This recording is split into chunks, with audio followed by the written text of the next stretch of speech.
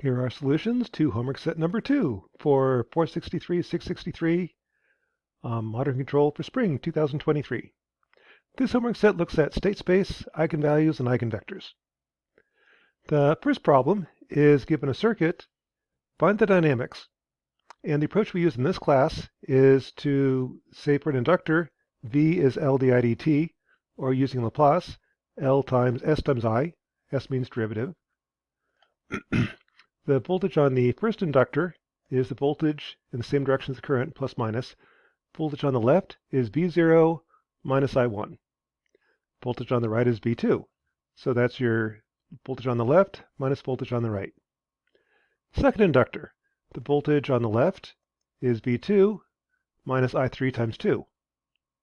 Voltage on the right is V4. So there's left side, right side. Inductor 3, voltage on the left is V4 minus 3I5 minus V6. So that's for the inductors. For the capacitors, the current is C dV dt. So that current is current in minus current out, I1 minus I3. For the second inductor, this current is current in minus current out, I3 minus I5. And the last one, this current, is the current in minus current out. The current out is V6 over 100.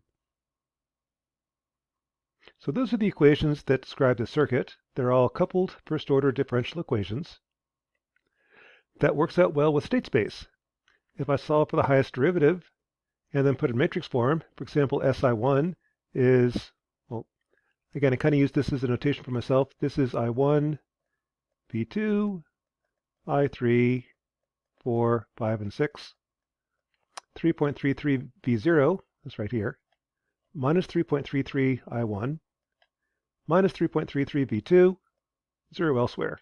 Second equation, SB2, is 20 I1, minus 20 I3, and so on. I get this from my A matrix. Here's my B matrix. My output is V6, so there's my C matrix, and the D matrix is 0. To find the transfer function, put that into MATLAB. So here's your A matrix, here's your B matrix, C matrix, and put that as in state space. That'll be a sixth order system, so I call it G6. Find the transfer function as 0 poles in gain, and there she is. That's the beauty of MATLAB. I can find the transfer function for the circuit fairly easily. By hand, it'd be really painful. To describe how it behaves, I'd look at the eigenvalues. If I find the eigenvalues of A, there's 6 of them. Here's your dominant pole. That's the slowest pole. It oscillates at 4.4 radians per second and has a settling time of 4 over 2.7. Problem 2 is use that. Come up with a second order model to approximate the sixth order system.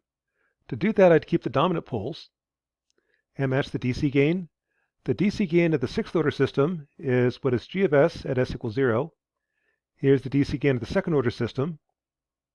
And I guessed K equals 1 because I don't know any better right now. DC gains are off. Adjust to make the gains match. So K should be 26. So there's my second order system. Keep the dominant poles, which were the first two. That's my second order approximation. If I then check, plot the step response of the sixth order system, the step response of the second order system, the two look pretty much the same. This is the sixth order system, here's second order. The extra 4 poles cause this extra delay in the output. But it's almost the same. Same settling time, same frequency of oscillation, same overshoot, roughly.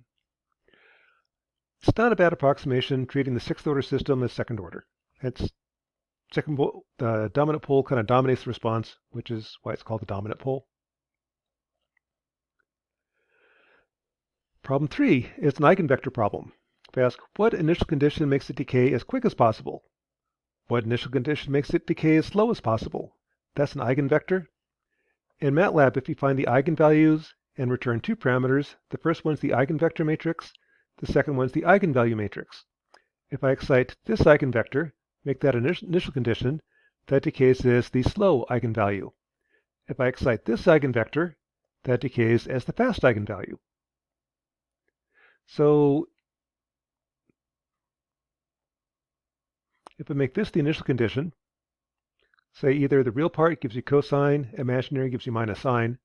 If this is my initial condition for the currents and voltages, that decays as e to the real part cosine of the imaginary part. If I do the imaginary part of the eigenvector, I get a sine function. So basically, the two occur together. Anytime you have a complex eigenvalue, you've got its complex conjugate.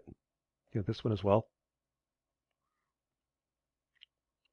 Likewise, if I make the fast mode the initial condition, I'll decay as the fast eigenvalue. And either the real part or complex part gives you sine and cosine. And to see if it makes sense, here's kind of what happens. On the slow eigenvector, the three voltages are all positive. On the fast eigenvector, it goes plus, minus, plus. So back on the circuit, if I make my initial condition, this isn't exactly right, but kind of the deal with the eigenvectors. If I make V2 positive, positive, positive, then the voltages die out slowly. If I go plus, minus, plus, then this voltage goes negative. It kind of sucks in the current, the charge, the energy on the other two states. It goes away quickly. So that's kind of what's happening with the eigenvectors. It may or may not make sense, but the mathematics, it does work. That's what the eigenvectors do. They tell you the different modes, fast mode and slow mode. Second example, suppose I have a 10th order RC filter. Come up with the state space model and find the transfer function from V0 to V10. Now to do that, I'm going to pick a node, like let's just pick V1. At V1, this current is the current from these guys, some of those three. From the left is V0 minus V1 over 25. From the right, V2 minus V1 over 25. From ground, 0 minus V1 over 1,000. That's C dV dt. Dividing everything by 0.005 gives you this. That's the node equation at V1. Node 2, 3, and so on are all the same. Kind of by symmetry, everything's the same. So all that changes is I change the index. That goes all the way through 9. Node 10 is the oddball because there isn't a 25 ohm resistor over here. So this term disappears on the 10th node. That results in node 10 just being 8 V9 minus 8.2 V10. Essentially what's happening is if I raise the voltage on V1, I lose 16.2 units of current. 8 goes left, 8 goes right, 0.2 goes to ground. That's 8 to the left, 8 to the right, 0.2 to ground. On the last node, I lose 8.2 units of current. 8 goes left, 0.2 goes to ground. So those are the couple differential equations that describe the dynamics. If I put that in matrix form, here's what it looks like. I can put that in MATLAB. In MATLAB, this is a 10 by 10 matrix, kind of a shortcut. Almost everything is 0, except for the diagonal and off diagonals. So I'm going to input a 0 by 0 or 10 by 10 matrix of zeros. Then for the first 9 entries, the diagonal is minus 16.2. The off diagonals are 8. Then when I'm done with my for loop, the last element is 8.2. That inputs your A matrix. My B matrix is 8, 0, 0, 0, 0, 0. C matrix, 0, 0, 0, 0, 0, 1. Input that into MATLAB in state space form, find the transfer function as 0 poles and gain, and there she is. Here's your dominant pole, and that tells me right away the step response looks like this. It's a real dominant pole, there's no oscillations. The settling time is 4 over 0.37 seconds, about 10, 11 seconds. And the DC gain,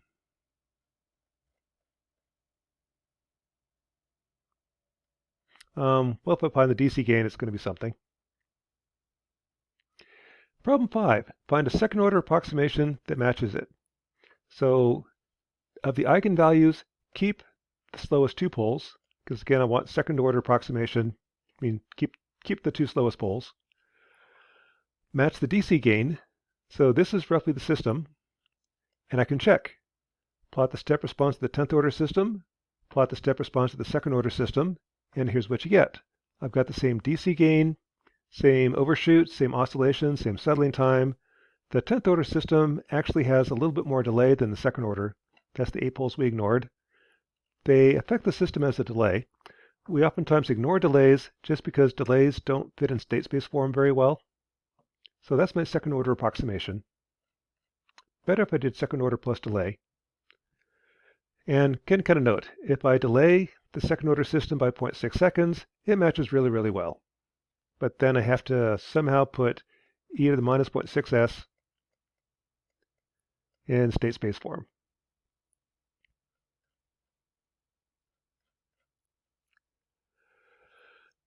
Problem 6, again, is an eigenvector problem. What initial condition decays quickly? What initial condition decays slowly? If I take my A matrix, find the eigenvalues and eigenvectors, I have a fast mode and a slow mode. The eigenvector tells you what decays slowly. The eigenvector tells you what decays quickly. If I make the initial condition the fast eigenvector, again it goes minus plus, minus plus, minus plus, that'll decay as e to the minus 31t. If I make the initial condition the slow eigenvector, which kind of looks like this, it starts at 1.3 volts, actually always starts at 0, that's my input, goes up like this. Fast mode goes negative plus, like that. This decays slowly. And you can see that in MATLAB if you simulate it. If the initial condition is a red line and I plot the response every 10 milliseconds, I see the shape stays the same. The shape is the eigenvector. The amplitude drops, that's the eigenvalue. So this mode decays in 1, 2, 3, 4, 5, 6, 7, about 80 milliseconds, it's gone. The slow mode, however, is this one. That eigenvector decays slowly. Notice the shape stays the same, that's the eigenvector. The amplitude is your eigenvalue. It's decaying as e to the eigenvalue times t. This is e to the minus 0.39t. So this is at 1 second, 2 seconds, 3 seconds. Again, it takes 10 or 12 seconds for it to go down to 2%. If I do a random initial condition, the quick modes decay quickly, leaving the slow dominant mode. Okay, for example, if I make my initial condition the fast eigenvector, very quickly it goes to 0. If instead I make this the slow eigenvector,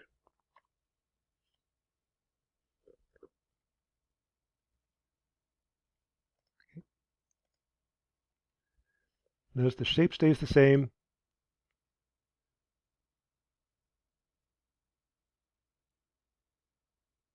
The shape is the eigenvector. The amplitude is the eigenvalue. And try that one more time. Get the slow mode. The shape stays the same. The amplitude is your e to the x, e to the lambda t, eigenvalue. If I give it a random initial condition,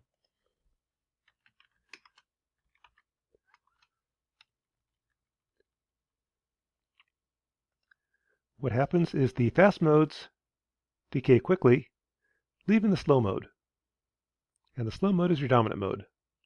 And it's not just chance. Every time I run it, the quick modes decay quickly, the slow modes decay slowly. With a random input, I'm exciting all 10 eigenvectors. But the only one that survives after a short period is the slow mode. So that's homework set number 2 for ECE 463-663. That might be the last time you're ever going to see eigenvectors. They are kind of useful, but very few people understand what eigenvectors are. Eigenvectors are the shape. Eigenvalue tells you how it behaves. Something decays quickly, something decays slowly. Eigenvector tells you what decays that way. What is the fast mode? What is the slow mode? And homework set number 2, 463.